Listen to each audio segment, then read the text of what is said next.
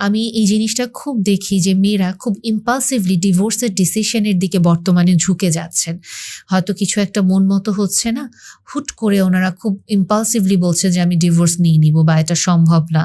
কিন্তু ডিভোর্সের পরবর্তী জীবনটায় ওনার সাফারিংসটা কেমন হবে, উনি কি আদৌ একা থাকতে পারবেন কিনা, কারণ একাকিত্বের জীবনের যে অভিজ্ঞতাটা এটা কিন্তু ওনার জন্য পুরোপুরি নেই, উনি জানেন না। কিন্তু উনি যতটুকু জানেন এখন যে কষ্টটাতে আছি ওটার চেয়ে আমার একা থাকাটা ভালো।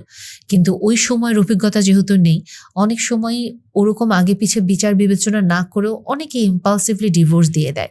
এবং এই সময়গুলোতেও আমি অনেক দেখেছি যে কিছু ক্ষেত্রে এই ডিভোর্সগুলো আসলে না হলেই পারত, এবং যিনি ডিভোর্স দিচ্ছেন যে অপোজিট পার্টনারের দোষ, আসলে অপোজিট পার্টনার না, তার নিজেরই দোষ ছিল। কিন্তু ইম্পালসিভলি উনি একটা ডিভোর্সের ডিসিশন উনি নিয়ে নিয়েছেন, কারণ ওনার কাছে মনে হচ্ছে সম্পর্কটা টিকবে না। এবং মেয়েরা যে সাফারিংসের ভিতর দিয়ে যাচ্ছে এটা যদিও আমরা জানি, কিন্তু তারপরেও এটা আমরা অনেক ক্ষেত্রে, আমি যেটা বললাম, আমরা বিভিন্ন তর্কের খাতিরে এটা মানতে নারাজ।